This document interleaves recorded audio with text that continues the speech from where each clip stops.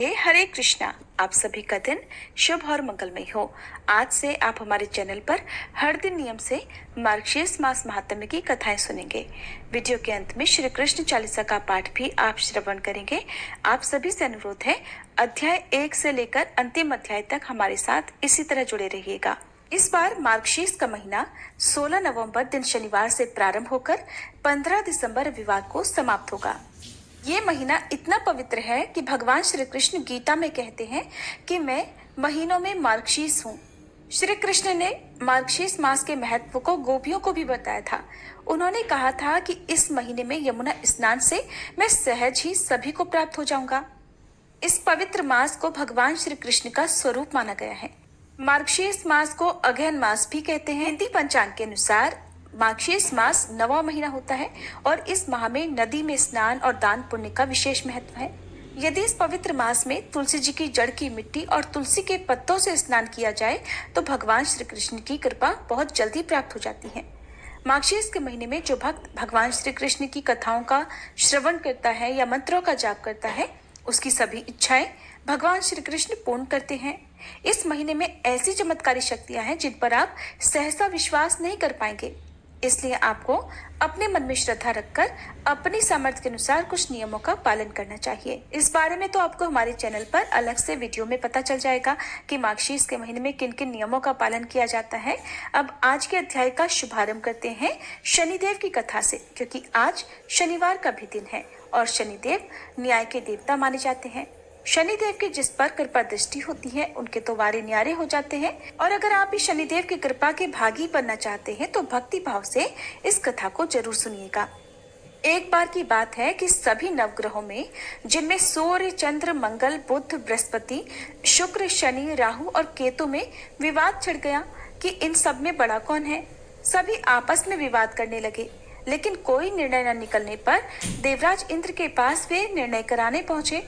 सभी ग्रहों को अपने सामने उपस्थित देखकर इंद्रदेव घबरा गए। फिर उन्होंने निर्णय करने में अपनी असमर्थता जताई, परंतु उन्होंने ये भी कहा, इस समय पृथ्वी पर राजा विक्रमादित्य का राज है, जो कि अति न्यायप्रिय है। वे ही इसका निर्णय कर सकते हैं। तब सभी ग्रह एक साथ राजा विक्रमादित्य के पास पहुंचे और अपना विवाद बताया, साथ ही निर्णय करने के लिए भी कहा।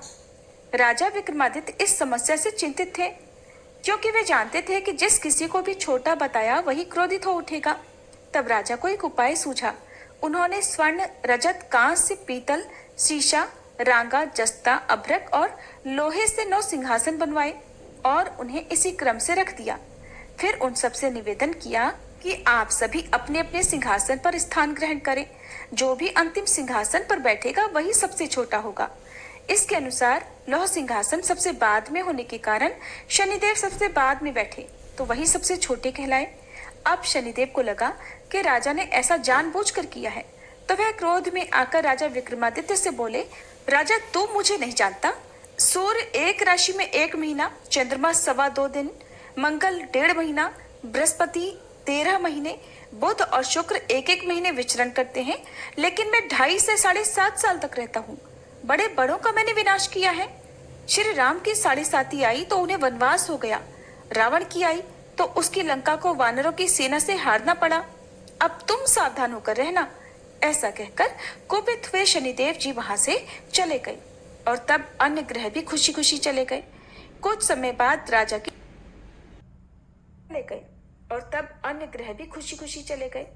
कुछ समय बाद राजा की 7.5 आई। तब शनिदेव घोड़ों के सौदागर बनकर वहां आए। उनके पास कई सारे बढ़िया घोड़े थे। राजा ने यह समाचार सुनकर अपने अश्वपाल को अच्छे घोड़े खरीदने की आज्ञा दी। उसने कई अच्छे घोड़े खरीदे और एक सर्वोत्तम घोड़े को राजा की सवारी करने दे दिया। अब जैसे ही राजा उस घोड़े पर सवार हुए, वह घोड़ा सरपट वन की ओर भागा और घने जंगल में पहुंचकर वह अंतर्ध्यान हो गया। अब राजा भूख प्यास से भटकते रहे। तब एक ग्वाले ने उन्हें पानी पिलाया। राजा ने प्रसन्न होकर उसे अपनी अंगूठी दी और वह अंगूठी देकर राजा अपने नगर को चल पड़े। वहां उन्होंने अपना नाम उज्जैन निवासी वी का बताया और वहां उन्होंने एक सेठ की दुकान में रुककर जलपान किया। कुछ देर रुककर आराम भी किया। भाग्यवश उस सेठ की उस दिन खूब बिक्री हुई। अब सेठ रूप बदले हुए राजा विक्रमादित्य को अपने साथ अपने घर ले गया। वहां पर राजा ने खूंटी पर देखा कि एक हार टंगा हुआ है जिसे खूंटी निकल रही है। देखते ही देखते थोड़ी देर में पूरा हार गायब हो गया। तब सेठ ने वापस आने पर देखा कि हार तो गायब है। सेठ ने समझा कि वीका ने ही उसे चुराया है। फिर तो सेठ ने कोतवाल के पास उन्हें पकड़वा दिया। अब उस नगर के राजा ने भी राजा विक्रमादित्य को चोर समझकर उनके हाथ पैर कटवा दिए और नगर के बाहर फेंकवा दिया। वहां से एक तेली निकल रहा था जिसे दया आई और उसने वीका को अपनी गाड़ी में बिठाया। वह अपनी जीभ से बैलों को हाँकने लगा। उस समय तक राजा की शनि दशा समाप्त हो गई। वर्षा ऋतु आने पर राजा मल्हार गाने लगे। राजा जिस नगर में थे वहां की राजकुमारी मनभावनी को उनका गाना इतना पसंद आया कि उसने मन ही मन प्रण कर लिया कि वह उस राग गाने वाले से ही विवाह करेगी। राजकुमारी ने दासी को राग गाने वाले को ढूंढने भेजा। तब दासी ने बताया कि वह तो एक चौरंगिया अर्थात अपाहिज है, परंतु राजकुमारी नहीं मानी। अगले ही दिन वह भूख प्यास त्याग कर अनशन पर बैठ गई कि विवाह करेगी तो उसी से करेगी। बहुत समझाने पर भी जब राजकुमारी नहीं मानी तो राजा ने उस तेली को बुला भेजा और विवाह की तैयारी करने को कहा। फिर तो उसका विवाह राजकुमारी से हो गया। तब एक दिन सोते हुए स्वप्न में शनिदेव ने राजा को दर्शन देकर कहा कि राजन, देखा तुमने मुझे छोटा बताकर कितना दुख झेला है। तब राजा ने उनसे क्षमा मांगी और प्रार्थना करते हुए कहा, हे शनिदेव, जैसा दुख मुझे दिया है किसी और को मत दीजिएगा। तब शनिदेव मान गए और कहा कि जो मेरी कथा और व्रत करेगा उसे मेरी दशा में कभी कोई दुख नहीं होगा। जो व्यक्ति रोज मेरा ध्यान करेगा और चींटियों को आटा डालेगा उसकी भी सभी मनोकामनाएं पूर्ण होगी। और ऐसा कहकर शनिदेव ने राजा को हाथ पैर वापस कर दिए। इधर प्रातःकाल आंख खुलने पर राजकुमारी ने देखा तो वह बड़ी आश्चर्यचकित हुई। तब वीका अर्थात राजा विक्रमादित्य ने राजकुमारी को बताया कि वह उज्जैन के राजा विक्रमादित्य हैं। जानकर सभी अत्यंत प्रसन्न हुए। सेठ ने जब सुना तो वह राजा के पैरों पर गिरकर क्षमा मांगने लगा। राजा ने कहा कि ये तो शनिदेव का क्रोध था, इसमें किसी का कोई दोष नहीं। सेठ ने फिर भी निवेदन किया कि राजन, मुझे शांति तभी मिलेगी जब आप मेरे घर चलकर भोजन करेंगे। तब सेठ ने अपने घर तरह तरह के व्यंजनों से राजा का सत्कार किया। सभी ने देखा कि जो खूंटी हार निगल गई थी वही अब उसे उगल रही थी। सेठ ने अनेक मोहरे देकर राजा का धन्यवाद किया। इसके बाद राजा रानी को लेकर अपने राज्य वापस लौट आए, जहां पर उनका खूब धूमधाम से स्वागत किया गया। राजा विक्रमादित्य ने कहा कि उन्होंने शनिदेव को छोटा बताया था, लेकिन वे तो सर्वश्रेष्ठ है। तब से राजा विक्रमादित्य के राज में शनिदेव की पूजा और कथा रोज होने लगी। प्रेम से बोले शनिदेव महाराज की जय। ये थी शनिदेव की कथा। और अब मार्गशीर्ष मास महात्म्य की कथा का शुभारंभ करते हैं भगवान श्री कृष्ण और उनके बाल सखा, उनके परम मित्र सुदामा की कहानी के साथ। सुदामा ने एक बार श्री कृष्ण से पूछा, कान्हा, मैं आपकी माया के दर्शन करना चाहता हूँ, कैसी होती है? श्री कृष्ण ने सुदामा को टालना चाहा, लेकिन जब सुदामा जिद करने लगे तब श्री कृष्ण कहने लगे, अच्छा, कभी वक्त आएगा तो जरूर बताऊंगा। फिर एक दिन श्री कृष्ण ने सुदामा से कहा, सुदामा, आओ गोमती में स्नान करने चलते हैं। अब दोनों गोमती नदी के तट पर गए, वस्त्र उतारे और दोनों नदी में उतर गए। श्री कृष्ण तो स्नान करके तट पर लौट आए और पीताम्बर पहनने लगे। उधर सुदामा ने देखा कि कृष्ण तो तट पर चले गए हैं, मैं एक और डुबकी लगा लेता हूँ। और जैसे ही सुदामा ने एक डुबकी और लगाई, सुदामा को लगा मानो गोमती में बाढ़ आ गई हो, वह बहे जा रहे हो। सुदामा जैसे तैसे घाट के किनारे रुके, घाट पर चढ़े, घूमने लगे। घूमते घूमते गांव के पास आ गए और वहां एक हथिनी ने उनके गले में फूल माला पहना दी। सुदामा हैरान, लोग इकट्ठा हो गए। लोगों ने कहा, हमारे देश के राजा की मृत्यु हो गई है। हमारा नियम है, राजा की मृत्यु के बाद हथिनी जिस भी व्यक्ति के गले में माला पहना दे वही हमारा राजा हो जाता है। और हथिनी ने आपके गले में माला पहनाई है, इसलिए अब तो आप ही हमारे राजा हैं। सुदामा हैरान हुए, मैं राजा बन गया। और फिर एक राजकन्या के साथ उनका विवाह भी हो गया, पुत्र भी पैदा हो गए। एक दिन सुदामा की पत्नी बीमार पड़ गई, आखिर में मर गई। सुदामा दुख से रोने लगे, उसकी पत्नी जो मर गई थी। जिन्हें वो बहुत चाहते थे, बहुत सुंदर थी, सुशील थी, वो पत्नी मर गई। इस कारण सुदामा बहुत दुखी हुए। लोग इकट्ठा हो गए और उन्होंने सुदामा से कहा कि आप रोइए मत, आप हमारे राजा हैं, लेकिन जहां पर आपकी रानी गई है वहीं अब आपको भी जाना है। ये तो मायापुरी का नियम है। आपकी पत्नी को चिता में अग्नि दी जाएगी और आपको भी अपनी पत्नी की चिता में प्रवेश करना ही होगा। आपको भी अपनी पत्नी के साथ जाना ही होगा। ये सुनते ही सुदामा की तो सांस रुक गई, डर के मारे हाथ पांव फूल गए। अब मुझे भी मरना होगा, मेरी पत्नी की मृत्यु हुई है। मेरी तो नहीं हुई, भला फिर मैं क्यों मरूं? ये कैसा नियम है? सुदामा अब अपनी पत्नी की मृत्यु को भूल गए, उस दुख को भी भूल गए। उनका रोना भी बंद हो गया और अब वो अपनी ही चिंता करने लगे। कहने लगे कि भाई, मैं तो मायापुरी का वासी नहीं हूँ, मुझ पर आपकी नगरी का कानून लागू नहीं होता, मुझे क्यों जलना होगा? लोग नहीं माने, कहने लगे अपनी पत्नी के साथ आपको भी चिता में जलना होगा, मरना होगा, ये यहाँ का नियम है। लोगों की बात सुनकर सुदामा ने कहा, अच्छा भाई, चिता जलने से पहले मुझे स्नान तो कर लेने दो। पहले तो लोग नहीं माने, लेकिन जब सुदामा ने बहुत अनुनय विनय की तो फिर उनकी बात मान ली और उन्होंने कुछ हथियारबंद लोगों की ड्यूटी वहां पर लगा दी। सुदामा को स्नान करने दो, देखना कहीं भाग ना जाए। अब रह रहकर सुदामा डर के मारे रो उठते। सुदामा इतना डर गए कि उनके हाथ पैर कांपने लगे। किसी तरह कपकपाते हुए वो नदी में उतरे, डुबकी लगाई और फिर जैसे ही बाहर निकले उन्होंने देखा कि माया नगरी कहीं पर भी नहीं और किनारे पर तो कृष्ण अभी तक अपना पीताम्बर ही पहन रहे हैं और इधर वो एक दुनिया घूम आए हैं, मौत के मुंह से बचकर निकले हैं। सुदामा तुरंत नदी से बाहर निकल आए और उनकी आंखों से लगातार आंसू बहे जा रहे थे। श्री कृष्ण ने देखा तो हैरान हुए, हालांकि सब कुछ जानते थे, फिर भी अनजान बनते हुए श्री कृष्ण ने पूछा, सुदामा तुम रो क्यों रहे हो? सुदामा बोले, कृष्ण, मैंने जो देखा है वो सच था या ये जो मैं देख रहा हूँ ये सच है? श्री कृष्ण मुस्कुराए और कहने लगे, जो देखा भोगा वो सच नहीं, भ्रम था, स्वप्न था, माया थी मेरी, और जो तुम अब मुझे देख रहे हो यही सच है। मैं ही सच हूँ, मुझसे अलग जो कुछ भी है वो मेरी माया ही है। और सुदामा, जो मुझे ही सर्वत्र देखता है, मुझे महसूस करता है, उसे मेरी माया स्पर्श नहीं करती। माया स्वयं का विस्मरण है, माया अज्ञान है और इंसान तो माया की कठपुतली है, जिसे माया जब चाहे जैसे चाहे नचाती ही रहती है। जो प्रभु श्री कृष्ण से जुड़ा है वह नाचता नहीं, भ्रमित नहीं होता, माया से दूर ही रहता है। वो जान जाता है और सुदामा भी जान गए थे। जो जान गया अब वो भला श्री कृष्ण से अलग कैसे रह सकता है? अब तो आप भी कृष्ण को जान गए होंगे, इसका मतलब आप भी माया से दूर ही हैं। अब सुनिए आज का अध्याय, जिसमें आपको देवर्षि नारद के प्रश्न पूछने पर भगवान श्री हरि ने जो कुछ भी उत्तर दिया उसका वर्णन सुनने को मिलेगा। आप सभी ने सुरभि गाय के बारे में तो सुना ही होगा। सुरभि गाय के बारे में विस्तार पूर्वक जानने के लिए अब सुनिए आज का अध्याय, जिसमें एक बार देवर्षि नारद ने मुनि नारायण से पूछा कि हे प्रभु, वह सुरभि देवी कौन थी जो गोलोक से आई थी? मैं उनके जन्म और चरित्र के बारे में सुनना चाहता हूँ।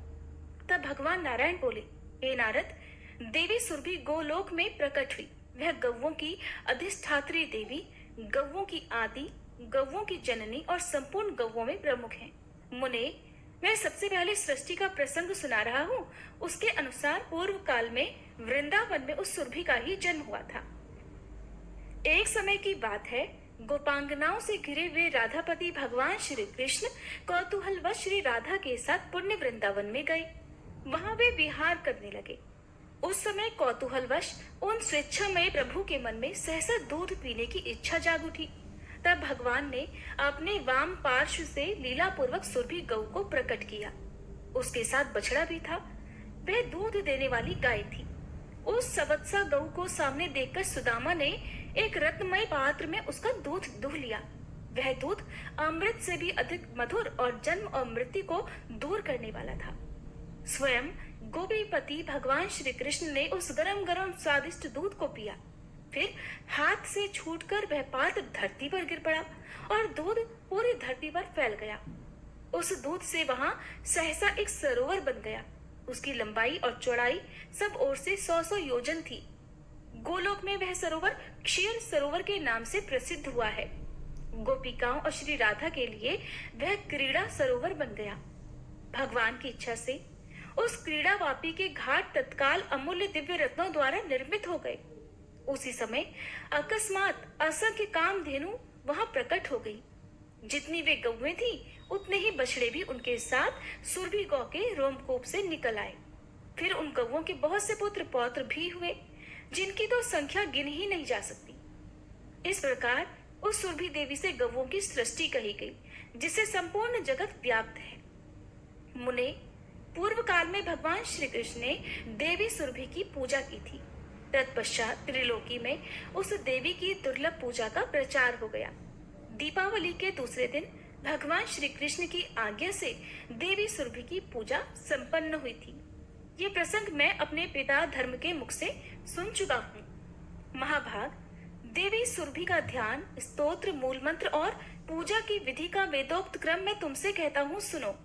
ओम सुरभ्ये नमः सुरभि देवी का यह षडाक्षर मंत्र है। 1 लाख जप करने पर मंत्र सिद्ध होकर भक्तों के लिए कल्प वृक्ष का काम करता है। ध्यान और पूजन यजुर्वेद में सम्यक रूप से वर्णित है, जो रिद्धि, वृद्धि, मुक्ति और संपूर्ण कामनाओं को देने वाली है। जो लक्ष्मी स्वरूपा श्री राधा की सहचरी, गौओं की अधिष्ठात्री, गौओं की आदि जननी, पवित्र रूपा, पूजनीया, भक्तों के अखिल मनोरथ सिद्ध करने वाली है और जिनसे ये सारा विश्व पावन बना है, उन भगवती सुरभि की मैं उपासना करता हूँ। कलश, गाय के मस्तक, गौओं के बांधने के खंभे, शालिग्राम की मूर्ति, जल अथवा अग्नि में देवी सुरभि की भावना करके ब्राह्मणों को इनकी पूजा करनी चाहिए।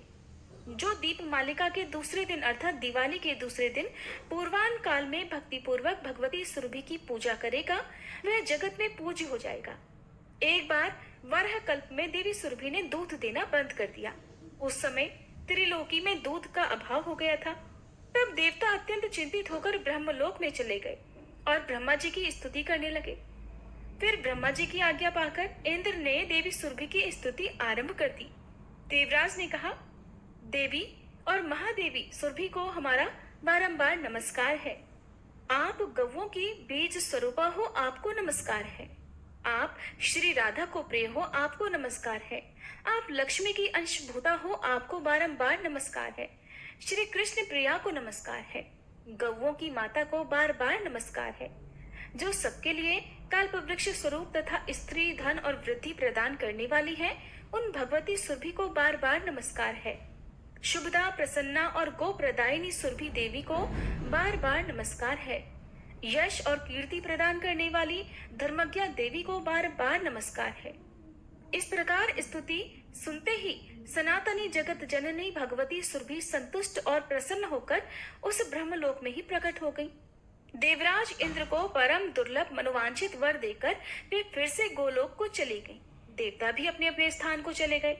नारद, फिर तो सारा विश्व सहसा दूध से भर गया। दूध से घी बना, घी से यज्ञ संपन्न होने लगे, जिससे देवता संतुष्ट हुए। जो मनुष्य इस महान पवित्र स्तोत्र का भक्ति पूर्वक पाठ करेगा, वह गोधन से संपन्न, प्रचुर संपत्ति वाला, परम यशस्वी और पुत्रवान हो जाएगा। उसे संपूर्ण तीर्थों में स्नान करने और अखिल यज्ञों में दीक्षित होने का फल भी सुलभ होगा। ऐसा पुरुष इस लोक में सुख भोग कर अंत में भगवान श्री कृष्ण के धाम में चला जाता है। चिरकाल तक वहां रहकर भगवान की सेवा करता रहता है। नारद, उसे पुनः इस संसार में नहीं आना पड़ता। देवर्षि नारद फिर बोले, भगवान नारायण के ध्यान में तत्पर रहने वाले महाभाग मुनिवर नारायण, आप नारायण के ही अंश हैं। इसलिए हे भगवान, आप नारायण से संबंध रखने वाली कथा कहिए। सुरभि का उपाख्यान अत्यंत मनोहर है, उसे मैंने सुन लिया। वह समस्त पुराणों में गोपनीय कहा गया है। पुराण वेताओं ने उसकी बड़ी प्रशंसा की है। अब मैं श्री राधा का परम उत्तम आख्यान सुनना चाहता हूँ। उनके प्रादुर्भाव के प्रसंग और उनके ध्यान, स्तोत्र और उत्तम कवच को भी सुनने की मेरी प्रबल इच्छा है। इसलिए आप इन सब का वर्णन कीजिए। मुनिवर श्री नारायण कहने लगे, हे देवर्षि, पूर्व काल की बात है। कैलाश शिखर पर सनातन भगवान शंकर, जो सर्वस्वरूप सबसे श्रेष्ठ, सिद्धों के स्वामी और सिद्धदाता है, बैठे हुए थे। मुनि लोग भी उनकी स्तुति करके उनके पास ही विराजमान थे। भगवान शिव का मुखारविंद प्रसन्नता से खिला हुआ था। उनके अधरों पर मंद मुस्कान की छटा छाई हुई थी। वे कुमार को परमात्मा श्री कृष्ण के रासोत्सव का सरल आख्यान सुना रहे थे। उस प्रसंग के श्रवण में कुमार की बड़ी रुचि थी। रास मंडल का वर्णन चल रहा था। जब इस आख्यान की समाप्ति हुई और अपनी बात प्रस्तुत करने का समय आया, उस समय सती साध्वी पार्वती जी मंद मुस्कान के साथ अपने प्राण वल्लभ के सामने प्रश्न उपस्थित करने को तैयार हुई। पहले तो वे डरती हुई सी स्वामी की स्तुति करने लगी। फिर जब प्राणेश्वर ने मधुर वचनों द्वारा उन्हें प्रसन्न किया, तब वे देवेश्वरी महादेवी उमा महादेव जी के सामने वह अपूर्व राधि को उपाख्यान सुनाने के लिए अनुरोध करने लगी, जो कि पुराणों में भी परम दुर्लभ है। देवी पार्वती बोली, नाथ, मैंने आपके मुखारविंद से पांचरात्र आदि सारे उत्तमोत्तम आगम नीति शास्त्र, योगियों के योग शास्त्र, सिद्धों के सिद्ध शास्त्र और तरह तरह के मनोहर तंत्र शास्त्र, परमात्मा श्री कृष्ण के भक्तों के भक्ति शास्त्र और समस्त देवियों के चरित्र का श्रवण किया है। अब मैं श्री राधा के उत्तम आख्यान को सुनना चाहती हूँ। श्रुति में कण्व शाखा के भीतर श्री राधा की प्रशंसा संक्षेप से की गई है, उसे मैंने आपके मुख से सुना है। अब व्यास जी द्वारा वर्णित श्री राधा की महत्ता भी सुनाइए। पहले उपाख्यान के प्रसंग में आपने मेरी इस प्रार्थना को स्वीकार किया था, और ईश्वर की वाणी तो कभी झूठ नहीं हो सकती। इसलिए आप श्री राधा के प्रादुर्भाव, ध्यान, उत्तम नाम महात्म्य, उत्तम पूजा विधान, चरित्र, स्तोत्र, उत्तम कवच, आराधना की विधि और अभीष्ट पूजा पद्धति का इस समय वर्णन कीजिए। हे प्रभु, मैं आपकी भक्त हूँ, ये सब बातें मुझे अवश्य बतलाइए। साथ ही इस बात पर भी प्रकाश डालिए कि आपने आगमाख्यान से पहले ही इस प्रसंग का वर्णन क्यों नहीं किया था। देवी पार्वती के उपयुक्त वचन सुनकर भगवान पंचमुख शिव ने अपना मस्तक नीचे कर लिया। अपना सत्य भंग होने के भय से वे मौन हो गए, चिंता में पड़ गए। उस समय उन्होंने अपने इष्ट देव करुणा निधान भगवान श्री कृष्ण का ध्यान द्वारा स्मरण किया और उनकी आज्ञा पाकर फिर वे अपनी अर्धांग स्वरूपा पार्वती जी से इस प्रकार बोले, देवी, आगमाख्यान का आरंभ करते समय मुझे परमात्मा भगवान श्री कृष्ण ने राधाख्यान के प्रसंग से रोक दिया था, परंतु माहेश्वरी, आप तो मेरा अर्धांग हो और आपका स्वरूप मुझसे भिन्न नहीं है। इसलिए भगवान श्री कृष्ण ने इस समय मुझे यह प्रसंग तुम्हें सुनाने की आज्ञा दे दी है। संत शिरोमणि, मेरे इष्ट देव की वल्लभा श्री राधा का चरित्र अत्यंत गोपनीय, सुखद और श्री कृष्ण भक्ति देने वाला है। दुर्गे, वह सब पूर्वापर श्रेष्ठ प्रसंग मैं जानता हूँ। मैं जिस रहस्य को जानता हूँ उसे ब्रह्मा जी तथा नागराज शेष भी नहीं जानते। सनत कुमार, सनातन, देवता, धर्म, देवेंद्र, मुनीन्द्र, सिद्धेंद्र और सिद्ध पुरुंगों को उसका ज्ञान नहीं है। हे सुरेश्वरी, आप मुझसे भी बलवती हो, क्योंकि इस प्रसंग को न सुनाने पर अपने प्राणों का परित्याग कर देने पर तत्पर जो हो गई थी। इसलिए अब मैं इस गोपनीय विषय को भी आपसे कहता हूँ। दुर्गे, यह परम अद्भुत रहस्य है, मैं इसका कुछ वर्णन करता हूँ, सुनो। श्री राधा का चरित्र अत्यंत पुण्यदायक और दुर्लभ है। एक समय रासेश्वरी श्री राधा जी श्याम सुंदर श्री कृष्ण से मिलने को तत्पर हुई। उस समय वे रत्नमय सिंहासन पर अमूल्य रत्न भरणों से विभूषित होकर बैठी हुई थी। अग्निशुद्ध दिव्य वस्त्र उनके श्री अंगों की शोभा बढ़ा रहा था। उनकी मनोहर अंग कांति करोड़ों पूर्ण चंद्रमाओं को भी लज्जित कर रही थी। उनकी प्रभा तपाए हुए सोने के समान जान पड़ती थी और वे अपनी ही दीप्ति से दमक रही थी। शुद्ध स्वरूपा श्री राधा के होठों पर मंद मंद मुस्कान खेल रही थी। उनकी दंत पंक्ति बड़ी ही सुंदर थी और उनका मुख शरद काल के प्रफुल्ल कमलों की शोभा को भी तिरस्कृत कर रहा था, उन्हें भी मात दे रहा था। वे मालती सुमनों की माला से मंडित रमणीय केशवास धारण करती थी। उनके गले की रत्नमयी माला ग्रीष्म ऋतु के सूर्य के समान चमक रही थी। कंठ में प्रकाशित शुभ मुक्ताहार गंगा की धवल धार के समान शोभा पा रहा था। आप सभी श्रोतागण यहाँ पर बहुत ध्यान से आंखें बनकर राधा रानी के स्वरूप का ध्यान कीजिएगा। जो जो कथा में सुनाया जा रहा है उन्हीं सब बातों का ध्यान करते हुए आप राधा रानी को याद कीजिए। रसिक शेखर श्याम सुंदर श्री कृष्ण ने मंद मंद मुस्कुराती हुई अपनी उन प्रियतमा को देखा। प्राण वल्लभा पर दृष्टि पड़ते ही विश्वकांत श्री कृष्ण मिलन के लिए उत्सुक हो गए। परम मनोहर कांति वाले प्राण वल्लभ को देखते ही श्री राधा रानी उनके सामने दौड़ती चली गई। देवी उन्होंने अपने प्राणाराम की ओर धावन अर्थात दौड़ना प्रारंभ किया, इसलिए पुराण वेदता महापुरुषों ने उनका राधा ये सार्थक नाम निश्चित कर दिया। राधा श्री कृष्ण की आराधना करती हैं और श्री कृष्ण श्री राधा रानी की। वे दोनों परस्पर आराध्य और आराधक हैं। संतों का ऐसा कहना है कि उनमें सभी दृष्टियों से पूर्णतः समता है, वे दोनों एक ही हैं। महेश्वरी, मेरे ईश्वर श्री कृष्ण रास में प्रिया जी के दौड़ने वाले कर्म का स्मरण करते हैं, इसलिए वे उन्हें राधा कहते हैं, ऐसा मेरा अनुमान है। दुर्गे, भक्त पुरुष रा शब्द के उच्चारण मात्र से परम दुर्लभ मुक्ति को पा लेता है और धा शब्द के उच्चारण से वह निश्चय ही श्री हरि के चरणों में दौड़कर पहुंच जाता है। रा का अर्थ है पाना और धा का अर्थ है निर्वाण अर्थात मोक्ष।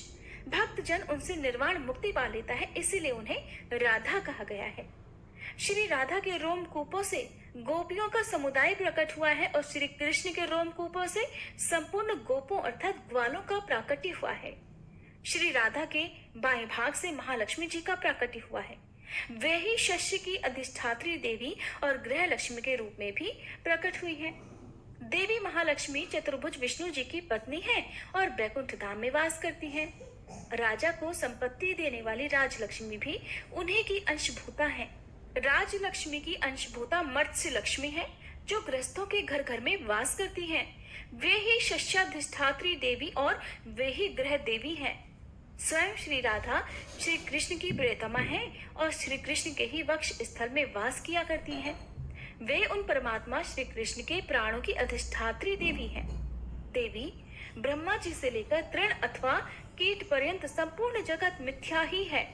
केवल त्रिगुणातीत पर ब्रह्म परमात्मा श्री राधा वल्लभ श्री कृष्ण ही परम सत्य है, इसलिए तुम उन्हीं की आराधना करो। वे सबसे पहले प्रधान परमात्मा परमेश्वर सभी के आदि कारण और प्रकृति से परे विराजमान है। उनका नित्य रूप स्वेच्छामय है। वे अपने भक्तों पर अनुग्रह करने के लिए ही अलग अलग शरीर धारण करते हैं। श्री कृष्ण से भिन्न जो दूसरे देवता है, उनका रूप प्राकृत तत्वों से ही गठित है। श्री राधा श्री कृष्ण को प्राणों से भी अधिक प्रिय है। वे परम सौभाग्यशालिनी हैं। एक बार सुदामा के शाप से देवी श्री राधा को गोलोक से इस भूतल पर आना पड़ा था। उस समय वे वृषभानु गोप के घर में अवतीर्ण हुई थी, अर्थात उनका जन्म वृषभानु गोप के घर में हुआ था। वहाँ उनकी माता का नाम कलावती था। हरे कृष्ण। आज का अध्याय समाप्त हुआ। इसके अगले अध्याय में आप जानेंगे कि किस प्रकार पूर्व जन्म में सुदामा जी ने श्री राधा को श्राप दिया था। अब सुनिए श्री कृष्ण चालीसा पाठ। बंशी शोभित कर मधुर नील जलद तन श्याम, अरुण अधर जनु बिंबा फल नयन कमल अभिराम, पूर्ण इंद्र अरविंद मुख पीतांबर शुभ साज, जय मन मोहन मदन छवि कृष्ण चंद्र महाराज, जय यदुनंदन जय जगवंदन, जय वसुदेव देवकी नंदन, जय यशोदासुत नंद दुलारे, जय प्रभु भक्तन के धृग तारे, जय नट नागर नागन थैया, कृष्ण कन्हैया धेनु चरैया, पुनि नख पर प्रभु गिरिवर धारो, आओ दीनन कष्ट निवारो, वंशी मधुर अधर धरि तेरी, होवे पूर्ण मनोरथ मेरो, आओ हरि पुनि माखन चाखो, आज लाज भारत की राखो, गोल कपोल चिबुक अरुणारे, मृदु मुस्कान मोहिनी डारे, रंजित राजीव नयन विशाला, मोर मुकुट वैजंती माला, कुंडल श्रवण पीत पट आछे, कटी किंकणी काछन काछे, नील जलज सुंदर तन सोहे, छवि लखि सुर नर मुनि मन मोहे, मस्तक तिलक अलक घुंघराले, आओ कृष्ण बांसुरी वाले। करी पय पान पूत नहीं तार्यो, अका बका कागा सुर मार्यो। मधुवन जलत अग्नि जब ज्वाला, भय शीतल लखित ही नंद लाला। सुरपति जब ब्रज चढ़ियो रिसाई, मसूर धार वारी वर्षाई। लगत लगत ब्रज चहन बहायो, गोवर्धन नख धारी बचायो। लखिय सुदामन भ्रम अधिकाई, मुख मह 14 भुवन दिखाई। दुष्ट कंस अति उधम मचायो, कोटि कमल जब फूल मंगायो। नाथी काल यही तब तुम लीन्हे, चरण चिन्ह दे निर्भय कीन्हे। करी गोपिन संग रास विलासा, सबकी पूरन करी अभिलाषा। केतिक महा असुर संग हार्यो, कंस ही केस पकड़ दे मार्यो। मात पिता की बंदी छुड़ाई, उगर सेन कह राज दिलाई। मही से मृतक छहु सुत लायो, मातु देव की शोक मिटायो। भौमासुर मुर दैत्य संहारो, लाए शत दश सहस कुमारो। दे भी नहीं तृण चीर संहारा, जरा सिंधु राक्षस कह मारा। असुर बकासुर आदिक मार्यो, भक्तन के तब कष्ट निवार्यो। दीन सुदामा के दुख टार्यो, तंदुल 3 मूठ मुख डार्यो। प्रेम के साग विदुर घर मांगे, दुर्योधन के मेवा त्यागे। लखी प्रेम की महिमा भारी, ऐसे श्याम दीन हितकारी। भारत के पारथ रथ हाके, लिए चक्र कर नहीं बल ताके। निज गीता के ज्ञान सुनाए, भक्तन हृदय सुधा वर्षाए। मीरा थी ऐसी मत वाली, विष पी गई बजा कर ताली। राना भेजा सांप पिटारी, शालिग्राम बने बनवारी। निज माया तुम विधि ही दिखायो, उरते संशय सकल मिटायो। तब शत निंदा करि तत्काला, जीवन मुक्त भयो शिशुबाला। जब ही द्रौपदी टेर लगाई, दीनानाथ लाज अब जाई। तुरत ही वसन बने नंद लाला, बढ़े चीर भय अरि मुह काला। असनाथ के नाथ कन्हैया, डूबत भंवर बचावत नैया। सुंदर दास आस उरधारी, दया दृष्टि की जय बनवारी। नाथ सकल मम कुमति निवारो, क्षमहु बेगी अपराध हमारो।